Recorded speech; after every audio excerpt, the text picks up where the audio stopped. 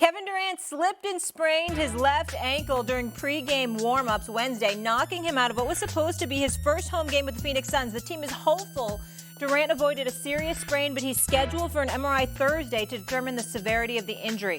Durant left the Footprint Center in a walking boot after the Suns beat the Oklahoma City Thunder 132-101. Monty Williams is at the mic. Coach, how's KD?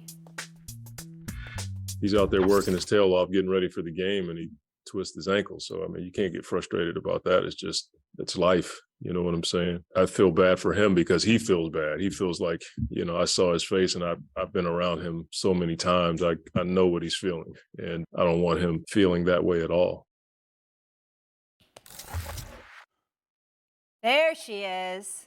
Monica, hey. Lady in Red. How we doing? How we feeling? Great job Excellent. last night. Thank you. Good morning, guys. Morning. Good morning. Good. I mean, I'm kind of shocked considering that you're out on the West Coast, that you're up this early, Monica. But welcome to the show. Welcome. You know, Stephen A., you set the standard in terms of hard work, my brother. I'm just trying to chase you down. You know what I'm saying? Straight shooter. All right. Well, you already caught me, girl. You already caught me. But let's go. All right, Monica, I'll start with you. How does KD's durability impact the Suns' title hopes? Golly, Molly. I mean, I know our show is the nature of our show is to find questions, but KD's durability is the Suns' title hopes in my mind. I mean, we look at the West, and prior to this trade, we had not really deemed a team to be one that had separated themselves from the pack, right? So now that this trade has gone down, you trade two terrific defenders, a terrific shooter, you give up picks, you make the move. This is not a move that you make with the hopes of this being a long process. This is about this year. This is particularly about next year as well in my mind. And so because of the lack of depth now behind this trade, if KD is not available, this is absolutely going to be problematic for the Suns. And I understand folks will look at the standings and say Sacramento's now at number 2. Memphis is dealing with some challenges, and I get it. But this isn't about a team that gets to the second round or even to the Western Conference Finals for that matter. This is about a team coming out of the West, and they're going to need to be healthy. That includes KD's availability, I believe, to make that happen. And, of course, above this conversation, we hope that this is not something serious because everybody in the basketball world knows, and Monty Williams alluded to it in that sound there, that KD just wants to be healthy and hoop. And so I hope indeed this is not anything serious, but he's a pivotal piece in terms of what the Suns are trying to do. I'm not going to say he's a pivotal piece. I'm going to say he is the piece. There is no title. There are no title aspirations that are reasonable for the Phoenix Suns without Kevin Durant. It starts and ends with him. If he ain't there, they don't have a snowball's chance in hell. Let's just get that out the way first. Another thing I'd like to get out of the way, Monica McNutt, Eminem, who I affectionately call Eminem, I got this problem. And I just want to say this. And again, listen, I'm a fan of Nike. Nike's the creme de la creme. I get all of that. All right, but I got to tell you something right now.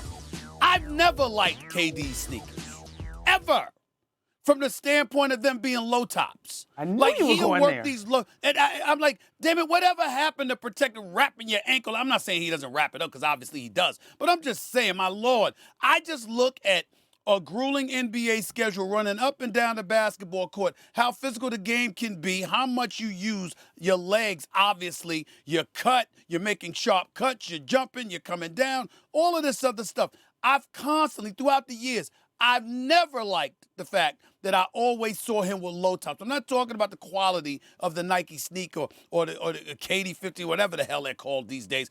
I'm just saying, whatever happened to high tops? Whatever happened to having some sneakers that wrap your ankles a little bit so we don't see the kind of stuff? Not to say that can't happen definitively because I know better. I'm just saying, my God, wear a sneaker that's somewhat more protective than the ones that he customarily wears, because I don't think they are. Now, having said all of that, Eminem, here's the bottom line.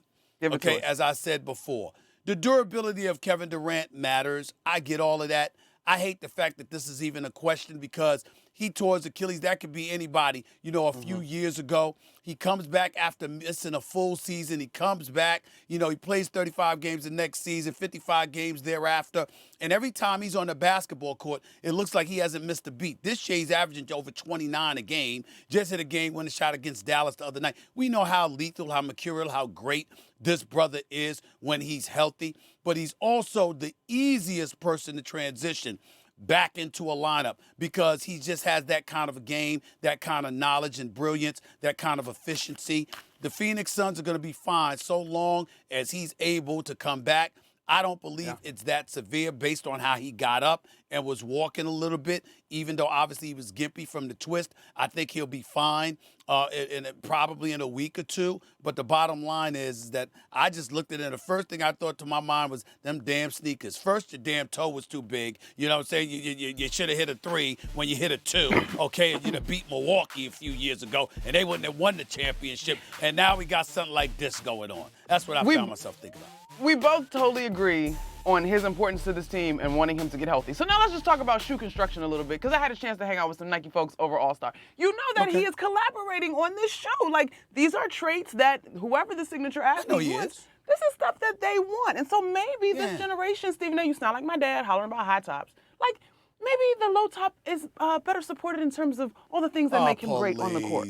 No, please. Listen, I know he had, obviously a player has everything to do with the construction of their sneaker. We're not about to have a conversation about sneakers. I'm not knowledgeable about that to that degree, and I get that. I get where you're coming from. I'm not asking them to wear damn high tops that come up to his calves or something. I'm positive about that. That would be real whack. But I'm just saying, could you wear something above the damn ankle and make sure that on top of the wrapping that you do to protect it, you got a sneaker that helps assist in that as well. I would caution everybody to sit up there or advise everybody to go back to Steph Curry with all of those ankle issues he had earlier on in his career. How the hell did he overcome that? Let's talk about that. I'm quite sure the sneaker that he wears and that they design, that has a lot to do with it. How would I know that? Because I got about 3 pairs of Steph Curry sneakers, okay? So I'm trying to tell you right now, they are good.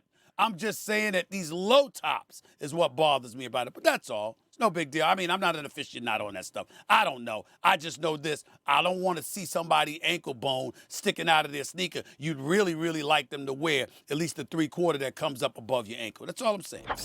Booker and DeAndre Ayton should.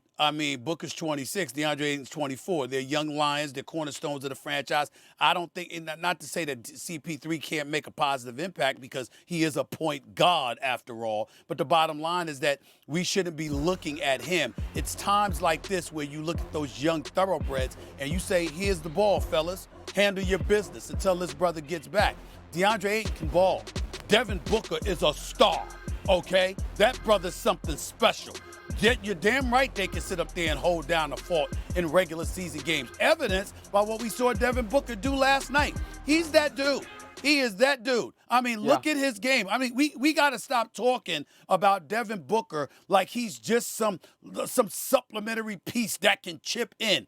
This brother tinkers between stardom and superstardom on a night-in, night-out basis with the exception of that atrocious Game 7 performance against Dallas. That's about it. Devin Booker is something special to behold. He can put up 40 or 50 any night you want him to. And DeAndre Ayton can walk around averaging 20 and 10 as a legitimate 7-footer. He needs to focus a bit more on rim protection. There's no question about it, making sure that he's formidable in the paint as a defensive presence. But outside of that, I just get tired of people talking about Booker like Booker is he's a really good player and I think he could put up some points and he could do something for you. No, he's a star, if not a superstar. There's plenty of teams in the NBA that would love to have Devin Booker as a number 1 option. He's that special. He is something to behold, and we need to recognize what a star this brother is.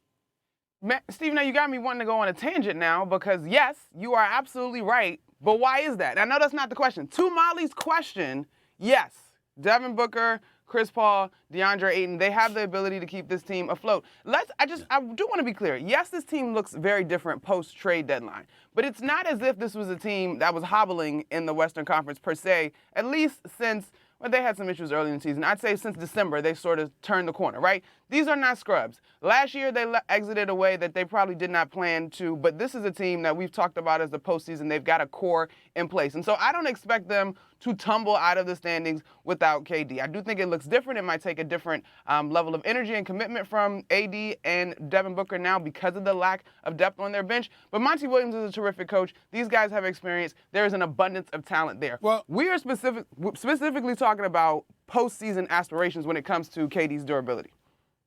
Well, she asked the question about them holding down the fort until KD came back. Right, That's why right, I right, gave that answer about Booker and DeAndre Ayton. But KD was the first subject. That's the biggest subject. Thanks for watching ESPN on YouTube. For live streaming, sports, and premium content, subscribe to ESPN+.